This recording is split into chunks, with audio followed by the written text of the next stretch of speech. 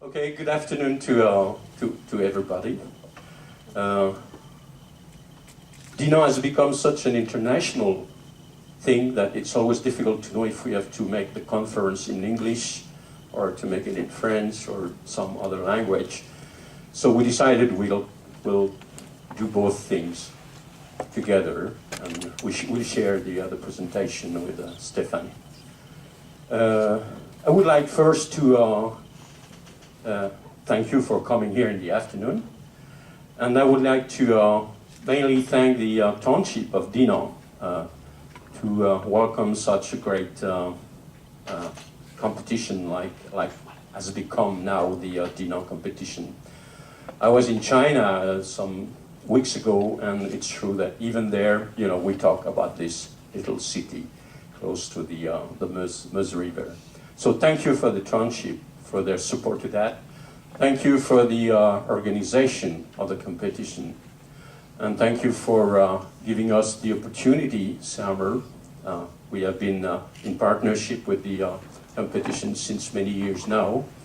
And it's very nice that you gave us the opportunity for our special birthday, because we are just celebrating the 125th birthday of the company, to tell you some words about the history of saxophone and how is Selmer related with this history. Nous souhaitons également remercier l'association adolphesax.com qui nous retransmet en ce moment en direct dans le monde entier grâce à Internet. Y también decir una palabra porque damos esta conferencia para todos aquí, pero siempre todo en el honor del cumpleaños de nuestro amigo de Brasil, Dilson Fiorenzo. Mucho feliz cumpleaños, Dilson. Happy birthday to you, Dilson.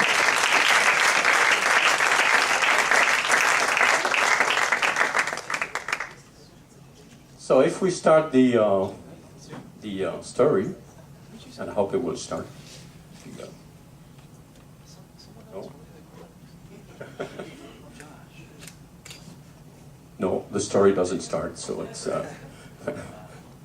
Je voulais que j'appuie, Stéphane.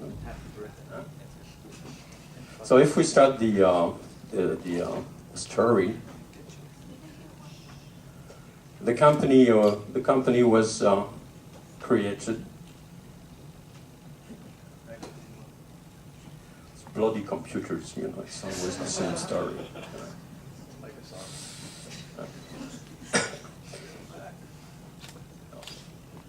Okay?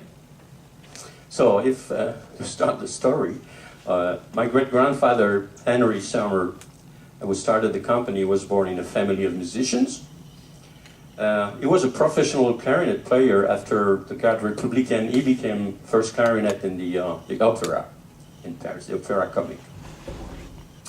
And he created the company in 1885, just starting to manufacture reeds and mouthpieces. He died, of course, in 1945.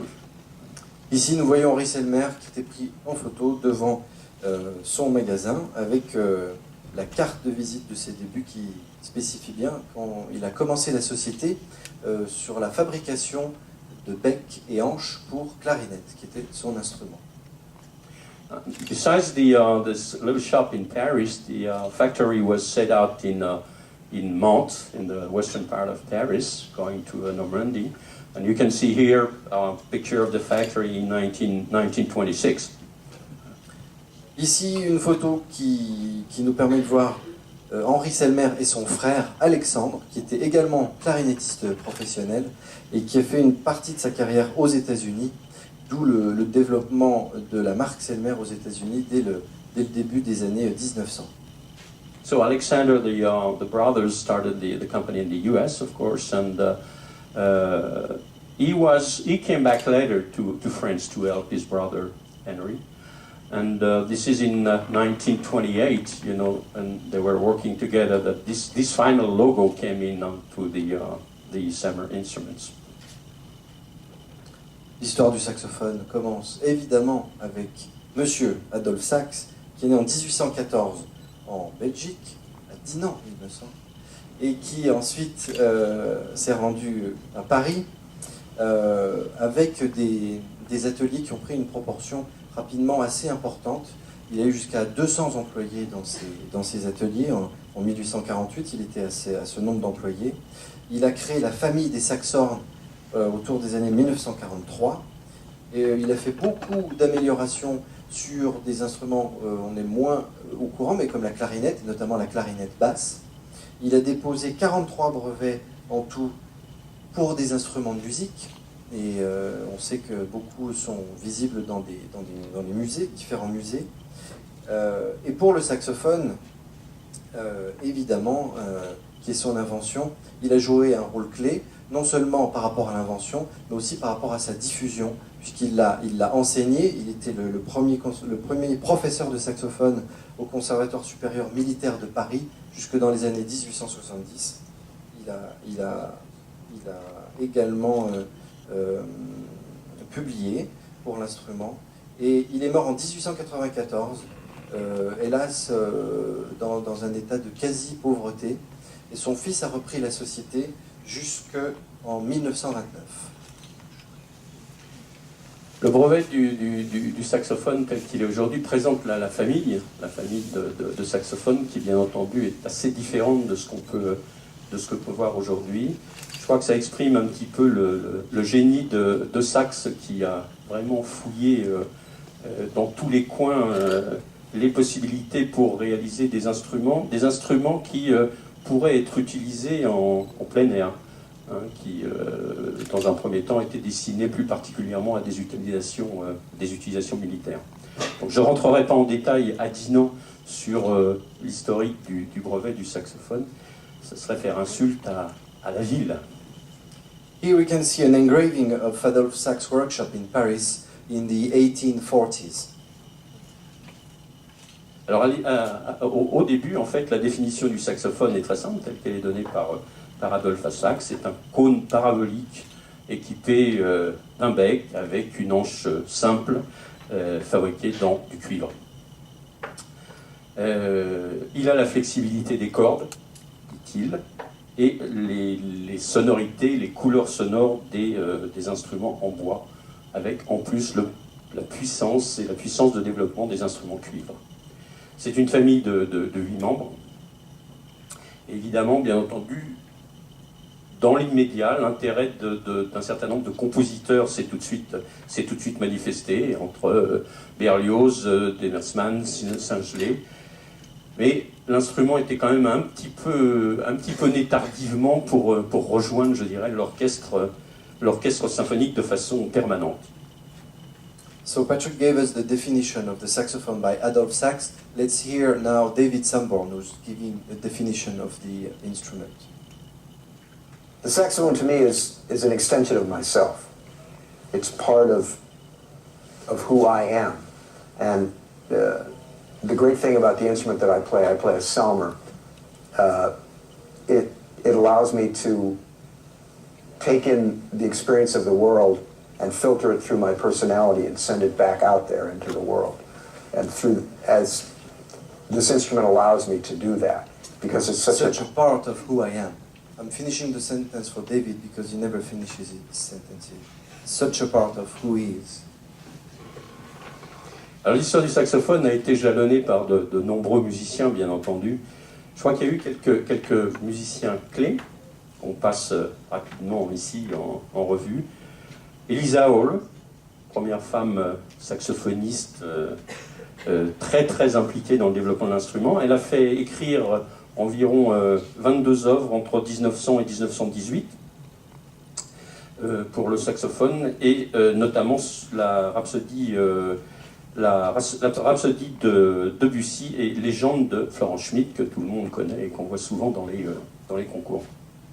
Also, another key personality of the early classical saxophone, Sigurd Rascher, who was Danish and then moved to the States. For the saxophone, he performed the world premiere of Jacques Ibert, Concertino da Camera, and the concerto we are going to hear tonight also, the Glazunov concerto. Bien entendu, Marcel Mull, qui a été soliste à la garde républicaine, et qui a ouvert la classe du Conservatoire national supérieur de Paris en 1942. donc pendant la guerre jusqu'en 1968. Lui aussi a bien entendu fait écrire un certain nombre de pièces pour le saxophone, dont les Quatuors de Glazunov, Ballade de Tomasi, etc. Il a effectivement aussi participé à la garde, à l'orchestre, au Quatuor de la garde républicaine. Alors je crois qu'il y a un petit extrait sonore, là, Stéphane, qui est le Caprice en forme de valse de Bono. Absolument, nous allons l'entendre immédiatement.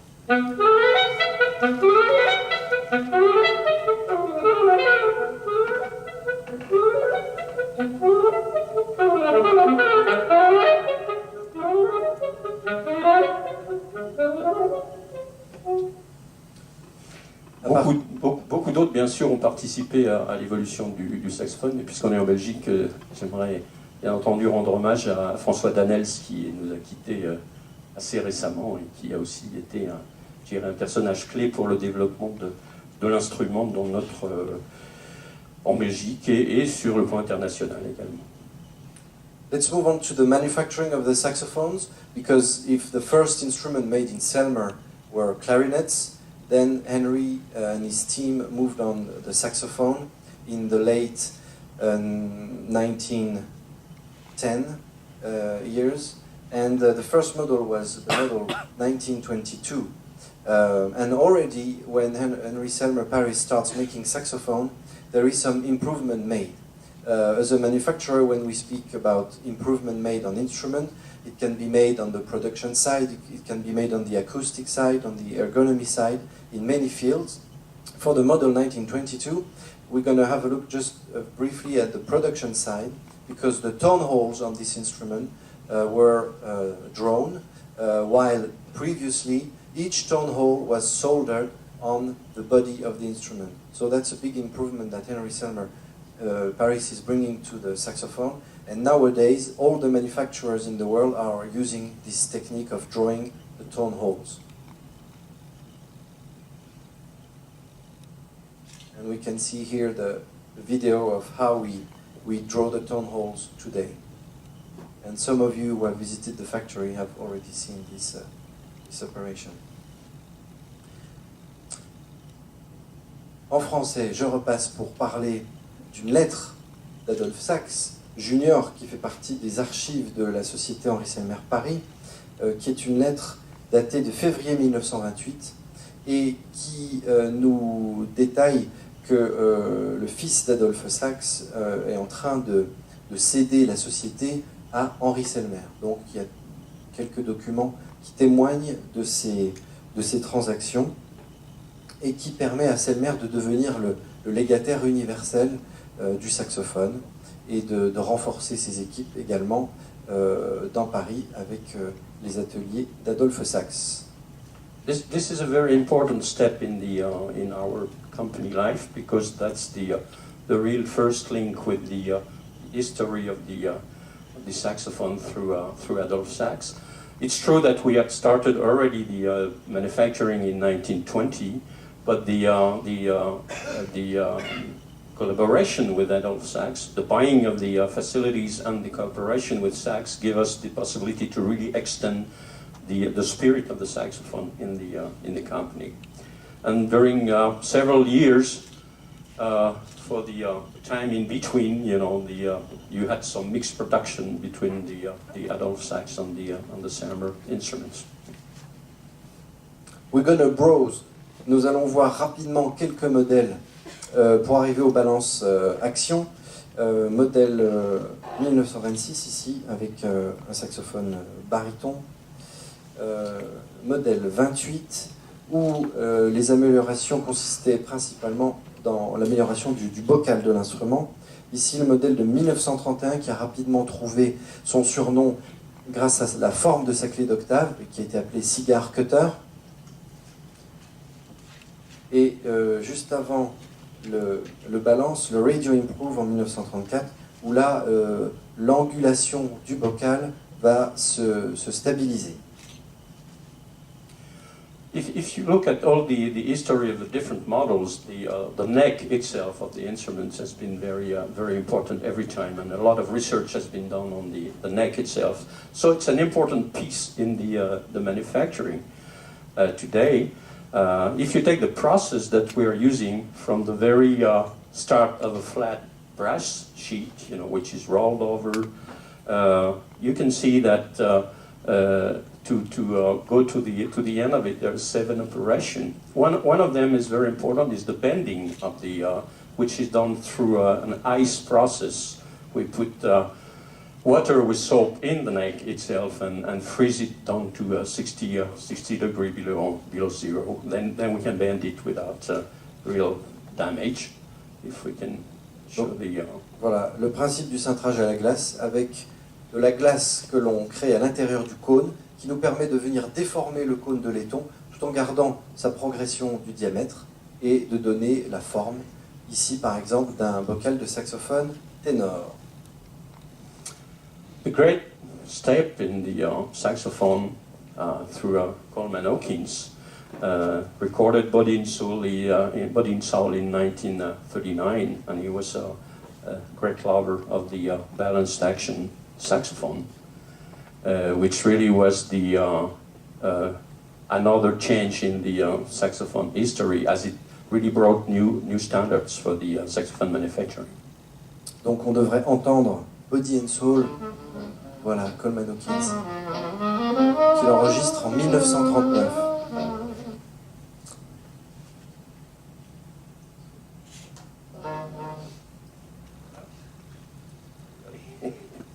This was one of the first ads for the balanced action. It was very presumptuous at that time because it increased your playability by 25%.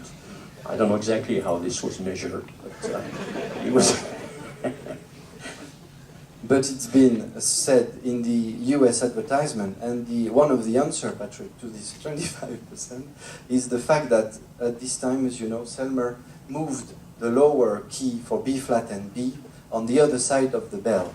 If you check the Adolphe Sax saxophone on the left and the early Selmer Paris saxophone, the B flat and B were on the left-hand side of the bell, and then they moved with the balance on the right-hand side. And it comes in the same alignment as the other keys, so technically it enabled players to gain and to increase their playability. Also, acoustically, with the balanced action, the bore of the instrument, which is the main characteristic, the main feature of the acoustic of an instrument, the bore got bigger. It's also a trend that is interesting in those days, because that's when the saxophone will really meet the jazz repertoire, and that's also why the bores got bigger for the sound of the instrument. And some options appears. As a manufacturer, it's important to work with musicians and offer them more possibilities. So on the balanced action, the F sharp was available, and also you had the option on the tenor to choose a short bell or a long bell on your saxophone. And for the alto, you could choose also the bow, which is the low part of the instrument. You could choose a low bow or a long bow on the instrument. And the balanced action has been made until 1948. Unfortunately, during the war period, the company ran into problems due to a lack of raw materials. Bell also has been pretty important. We're talking about the neck shortly. The bell also is very important, and today bell making is done through 2 ways of manufacturing, but still a lot of hand hammering is done for the final bell, which really gives the quality of the metal and the quality of the results of the thing. Just to tell you, we go pretty fast. I'm sorry on that, but if we have time, you will have the possibility to just ask for some questions or something at the end if we have 10 minutes left or something.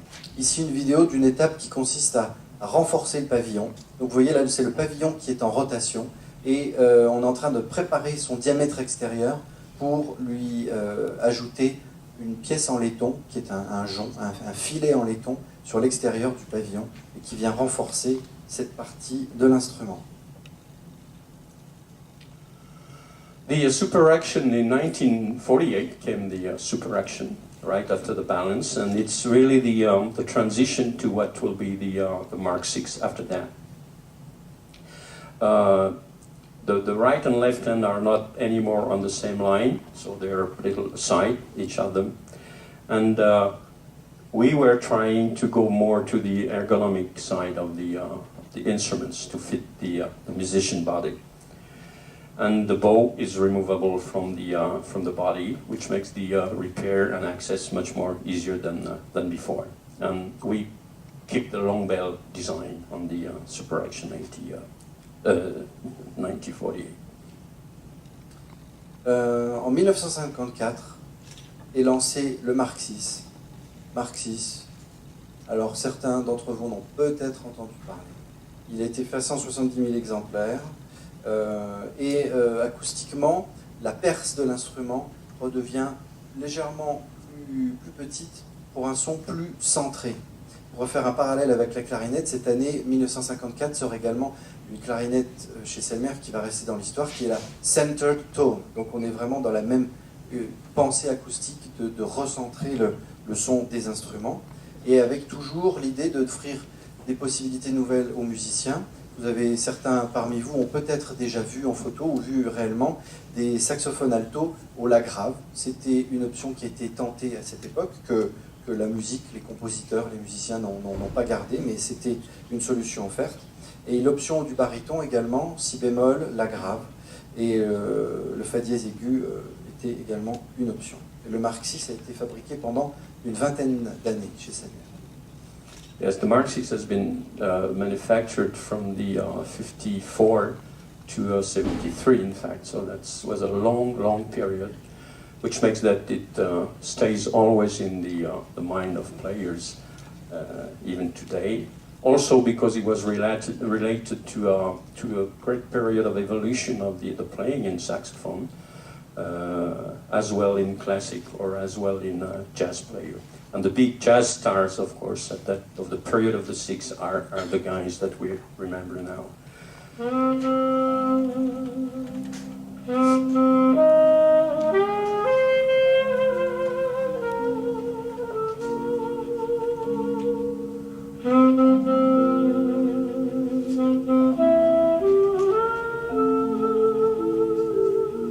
C'est un morceau de circonstance qui s'appelle Here's That Rainy Day.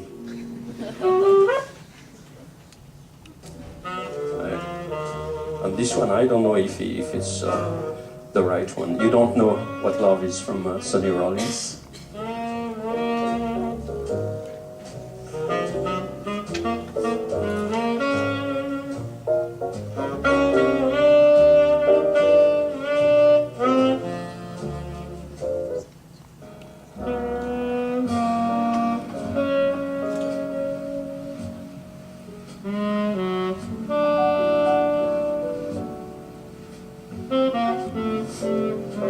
Vous avez reconnu Michael Brecker dans une économie de notes qu'on lui connaît peu, dans Chance Song. Et un petit mot sur les musiciens qu'on vient de balayer, juste pour revenir sur Stan Getz, puisque Stan Getz et ses musiciens ont joué le Mark VI, mais par exemple Stan Getz, lui, même s'il a joué le Mark VI à l'époque du Mark VI, il a suivi l'évolution des instruments, et lorsqu'il nous a quittés, il jouait un ténor série 2, comme celui qui se trouve derrière Patrick aujourd'hui.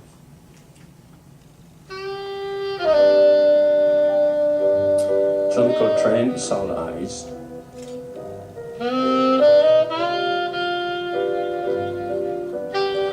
John Coltrane was probably one of the most respected players ever, and he has really created something new for the saxophone. And it's a real reference for a lot of people today. From those days, one instrument in the idea of the musician will be associated with a musician, and comes in Selmer the concept of sound designer. So for example, for the Mark VI, Marcel Mull designed the Mark VI, and a lot of people know today that John Coltrane, a lot of key musicians performed also on this horn. And from those days, Selmer will always be working with sound designers and the most demanding people. So here we see Claude Delangle in our trial room, who's doing his work. Every Wednesday morning he's with us in the factory to test some instrument and to work on the design of the Selmer Paris saxophones.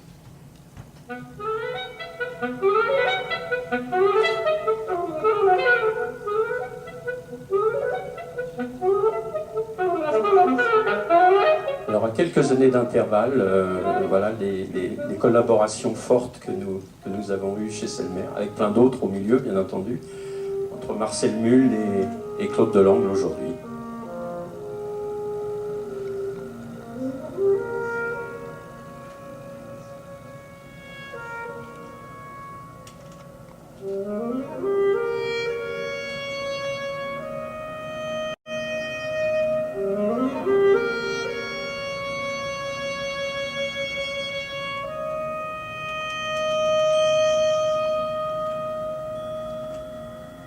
Caprice en forme de valse pour Marcel Mull et Nightbird par Tanaka pour Claude Delangle, bien sûr.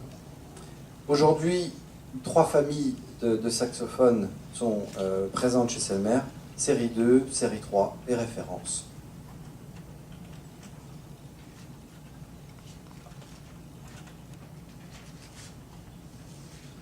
Quelque chose de très important en fait dans la fabrication du saxophone, c'est les matériaux qui sont utilisés. Un acousticien normal vous dira que le matériau n'a pas d'influence particulière dans le résultat acoustique de l'instrument. Je crois que pour tous ceux qui l'utilisent et qui ont eu l'occasion de faire la différence, effectivement on l'a fait.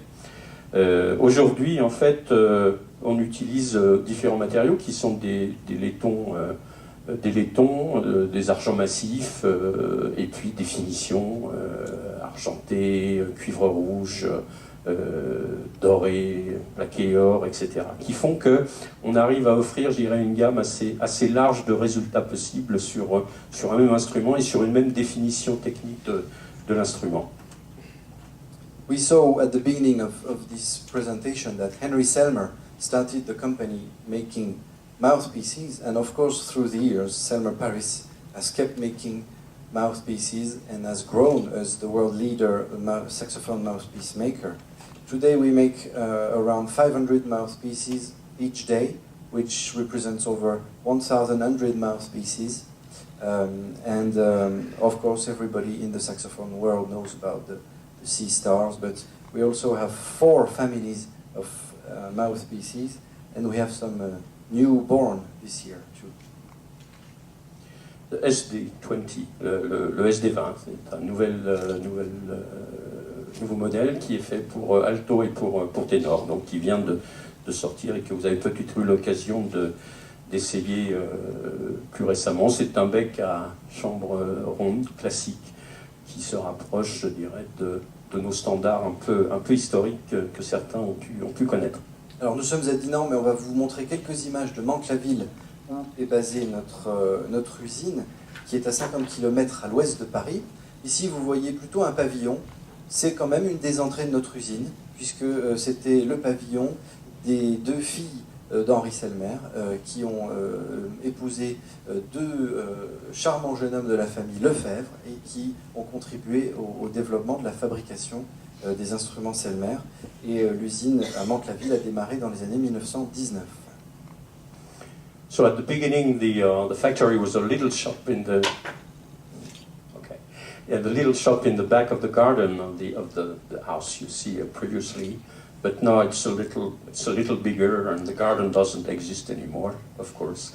And the plant is about 240,000 square feet. We have about 500 people working in the company, mainly in the production field, of course.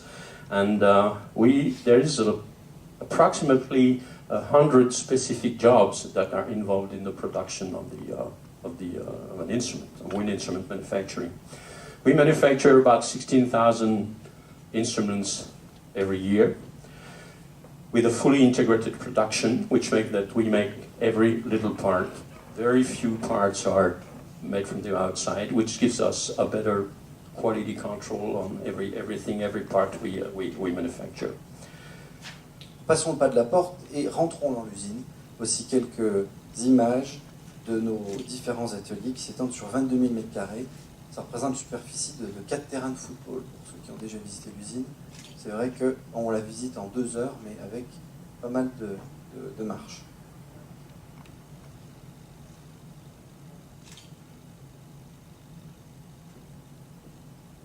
We try to strictly stick to the kind of environmental, social philosophy, so that we take care of the environment and take care of the people who are working for us. We have a responsibility of 500 families, so this is something very, very important for us.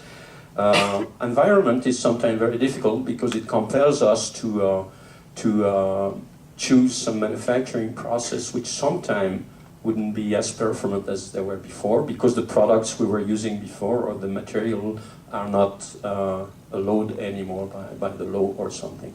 So sometimes we have to change process, which is costly and sometimes difficult to achieve the right quality of the manufacturing. L'usine est également un lieu où se côtoient les travaux et les travaux très traditionnels, le savoir-faire traditionnel, le savoir-faire à la main, et des aspects plus modernes, plus technologiques. Donc il est important pour nous de garder le savoir-faire, et notamment la fabrication des instruments tels qu'ils le sont depuis l'origine, avec des outils appropriés, avec des techniques appropriées. C'est vrai qu'aujourd'hui, beaucoup de marques copient Selmer Paris. Heureusement, ce n'est pas qu'une question de dimension. Depuis que les Japonais, Taïwan, la Chine fabriquent des instruments, c'est vrai que la qualité acoustique des instruments Selmer reste reconnue mondialement comme la meilleure. I'm sure that sometimes keeping the most traditional way of doing things just also guarantee the acoustic results of the instruments, like that kind of annealing on the bell or hands assembling or stuff will really guarantee the acoustic results. Donc voici un panel, on passe rapidement de différents métiers que l'on retrouve, qui sont très différents les uns des autres, et notamment la gravure, avec la vitesse réelle que vous voyez ici, de la gravure à la main de certains modèles de saxophone. Et un autre aspect plus technologique, là où les machines peuvent nous aider sans faire de compromis sur la qualité acoustique des instruments. This is the alliance between I would say the tradition and the technologies, and we are using a lot of CNC machine, of course, in the production, but also in the design of the horns and the parts. And this is, for instance, the process that we'll see after on the design of a rib on the body of the saxophone. Alors créons une pièce ensemble, justement. Créons un patin de saxophone à partir d'un corps coupé en deux. On va y positionner les cheminées. On l'enroule d'une feuille de métal. On va venir enlever la matière qui ne nous intéresse pas. On redéploie la feuille de métal. Tout ça en modélisation 3D sur ordinateur. On découpe la partie qui nous intéresse et on la replie sur le corps. Et voici la pièce que nous venons de créer ensemble. Et à une autre échelle, on peut se permettre de vérifier des mécanismes de pièces avant même de les créer physiquement. Également, des technologies utilisées sur les becs. Of course, you are talking a lot about saxophone here today, but just to remind you that we also, because of the origin of the company and Henry Selmer being a clarinet player, we have strong activities in the clarinet development. Et n'oublions pas non plus les trompettes, avec des instruments entièrement fabriqués à la main, des ambassadeurs de choix comme Louis Armstrong qui jouait les trompettes Selmer, Chet Baker, Maurice André, etc. Some of you have been coming to probably the head office in Paris and beside the factory. And every year this is a platform where we welcome a lot of players, a lot of musicians, and we've developed a lot of activities. Avec un atelier notamment, avec des techniciens. The showroom where we have a lot of rehearsal, lessons, masterclass, clinics, and we try to keep this platform of the showroom to help the younger player to have a place to play and to show to the public. Le showroom également où sont représentés tous les instruments de notre gamme. Today we have an activity everywhere. Everywhere. We have a lot of saxophone players from everywhere here, so we are everywhere in the world. Japan is the first market. US, France, Spain, Germany, China is becoming quite a big market, and we go several times in the year in China to meet the Chinese players and help the saxophone to develop there. Et la société réalise actuellement un chiffre d'affaires de 50 millions de dollars, 35 millions d'euros. Tout ça grâce.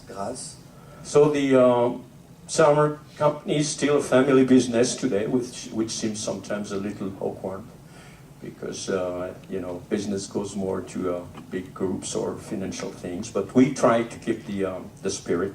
And from Henry Selmer to which were the previous generation, you have Alexander, Maurice, my grandfather, George, Jean, and Jack, who were the previous generation, and myself and Brigitte and Jerome, three cousins. So we are still in the family. I think it's very important to keep the spirit of the company. Not easy, especially manufacturing in France is not an easy task, but I think it really preserves the original spirit of the founder. Et nous allons donner le mot de la fin à un musicien. Nous avons choisi au hasard, Bramford Marsalis, au hasard, par rapport à ce qu'il dit, vous allez voir. C'est pas tout à fait un hasard. The Selmer sound is indescribable, actually. It's the most beautiful sound there is in the saxophone. There are other good horns, but Selmer's, it's unbelievable. Unbelievable. Vous retrouvez beaucoup d'informations sur l'histoire, sur la fabrication, sur les instruments, sur notre site internet, selmer.fr. So thank you for listening to that. Before we go and we have a little drink outside at l'accueil of the Centre Culturel, I think. So we can go there. But if we have a few time, you can just ask for some questions or some explanations. On a 5 minutes pour les questions. So we have 5 minutes for questions. Any question? The first one is always the most difficult, but not in Belgium. Pourquoi la conception d'une référence était si différente du point de vue ergonomique? C'est le seul modèle où le ténor et l'alto sont assez différents de ce point de vue. Le ténor étant plus moderne, du point de vue guettage, et l'alto plus proche des années 50. Alors, je vais répéter la question pour qu'on l'enregistre dans les archives, mon cher Philippe. Pourquoi les saxophones Selmer sonnent si bien... Non, c'est pas ça. Non, pardon. La question, c'est pourquoi il y a une différence de conception un petit peu, Philippe, je crois, sur l'alto référence et les ténors références, en termes d'ergonomie principalement, et du clétage. C'est le seul modèle qui fait ça. C'est pas le seul modèle, parce que si on prend dans les séries 2, série 2, série 3, références, effectivement, ont chacun leur personnalité, je dirais, d'un point de vue physique. Une chose est vraie, c'est qu'on essaye et qu'on essayera de plus en plus, c'est une ligne directrice, d'homogénéiser les ergonomies, je dirais, des instruments. Parce qu'il est clair qu'une main, c'est une main, et que, je dirais, la problématique de la main reste la même, quel que soit l'instrument ou quelle que soit l'option acoustique en général. Alors il est vrai que jusqu'à présent, il y a des contraintes ergonomiques qui tiennent aussi au type de collaboration qu'on peut établir avec certains essayeurs, par exemple, ou qui n'ont pas forcément tous les mêmes options. Précisément, dans nos séquences d'essais, on essaye de plus en plus de synthétiser des directions qui peuvent être un petit peu différentes. Ce qui n'est pas chose facile, parce que la façon dont les musiciens expriment leurs contraintes leurs contraintes physiques ou leurs contraintes acoustiques ne sont pas toujours très très simples à synthétiser. Enfin, il faut qu'en tant que fabricant, on essaye effectivement de plus en plus d'homogénéiser un petit peu, je dirais, le résultat ergonomique au niveau d'un instrument. D'autres questions embêtantes de ce style? Madame, au fond. Oui, moi je me demandais pourquoi est-ce qu'on avait arrêté de fabriquer des Mark VI, parce qu'aujourd'hui c'est encore fort recherché. Pourquoi aujourd'hui la fabrication des Mark VI s'est-elle arrêtée alors que cet instrument est fort recherché? C'est une très bonne question.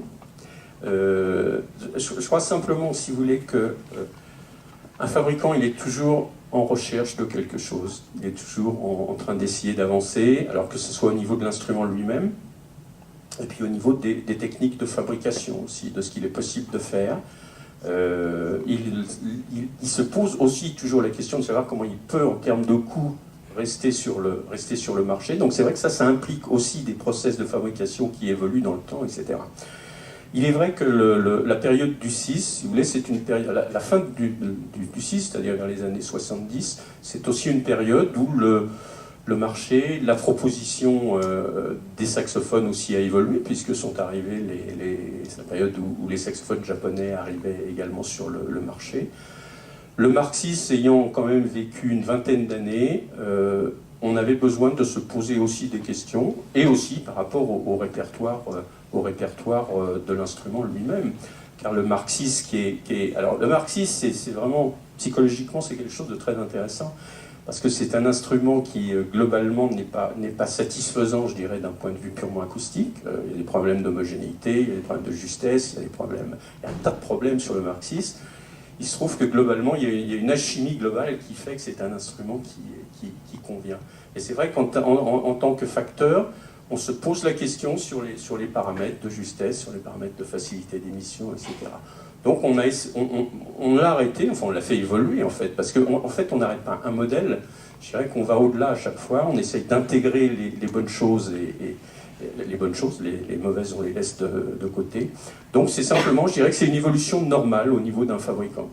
C'est-à-dire on fait plus, aujourd'hui Citroën ne fait plus la DS qui était une superbe voiture, qui plaisait à tout le monde, etc. Mais qui n'est plus forcément une voiture qui peut être sur les routes telles qu'elles sont aujourd'hui. Donc je crois que vous savez, la raison de vivre d'un fabricant, c'est d'évoluer. Si on reste, alors automatiquement, il y a forcément des chemins qui ne sont pas forcément toujours satisfaisants, mais globalement, quand même, il y a un bénéfice global qui s'en dégage. On va prendre une dernière question, et vous pourrez encore nous poser des questions, puisqu'ensemble, nous allons boire un pot ensuite. Also, for you who are watching us on the internet, you are invited to come to Dinant and have a drink with us in 10 minutes, if you can make it. Une dernière question? If you are living in China, you have to hurry up. Can you talk about the process of research or development that goes into new saxophone or mouthpiece designs? Can we talk about the process of research, talking about saxophone and mouthpiece design? Just before Patrick answered, for the States, you can answer. Yeah, we will give a presentation exactly on this subject, saxophone and mouthpiece design by SELMER PARIS, at the Washington Symposium on Saturday, I think it's the 8th of January in Washington. But to make it short, how do we work? We have the privilege to be in contact with a lot of players in the world who are performing in a wide variety of styles. And being in contact with those players, we feel the needs when it comes to upgrade an instrument or do some research. We try to gather the different perceptions, which is not easy, from different players, different styles, different schools, and we work on this. So then to design one instrument or one mouthpiece, we can work with a limited selection of players in order to broaden the scope of our research and to try to make the instruments for the larger public possible. It's not difficult to make an instrument for one person. It's difficult to make an instrument with some key features and good features that will fit most of you players. But that's very short answer. It's a very long process, in fact, because if you take the average of the research we've been doing on every model, it's somewhere between 4 and 5 years. And it's 4 or 5 years to really try to settle the pattern of a prototype, something, and then you have 1 year behind that to really settle the tools that will bring it into production. Like Stepane was saying, I think from the very beginning of company, we are been trying to stay very close to the players, and I think the feedback that we have from the market, there's every day somebody is expressing something on a new model, or why don't you do that, why don't you do that, and so on. So we have the feedback from players, but we also have the evolution of the market. And it's true that if you take the saxophone market as it was 50 years ago and as it is today, it's not really the same market. So we always have also suggestion from the market as an economic planet, in fact. So this is something that we are every day looking very closely. But again, the most important is the relation to the player. We try to be our musicians company first. And before we close this presentation, we just wanted to give you a last information, because for the 125th anniversary of Selmer, we change and we upgrade the design of our saxophones. So for those here who have been able to see the exhibition of the instrument during the whole week and also tomorrow in Dinant, you will have noticed that now the engraving of the instrument has changed. And it's not only for this year. From now on, all the SELMER PARIS instruments will have this engraving. And also you will notice the Henry Selmer signature on this instrument. In terms of research, it also enables us to gain time on manufacturers who are copying our instrument. So we try to reinforce the identity of Selmer. So you have the signature of Henry Selmer. All the instruments also have a gold lacquer now on them. Before, the standard lacquer was a clear lacquer. Now we move on to gold lacquer for all instruments. And we've been doing a little work on the design of the octave key of the saxophone, which stays S with a blue background, but with a little bit more modern design. And we will keep upgrading the design in the coming years. Also, the Series 3 with the new design has raised tone holes, and acoustically it's something really a big plus and interesting to try. Enough talk. So I think now we can go there. Thank you for listening to that. If you ever come to France, please, the doors are open. So don't hesitate. Thanks.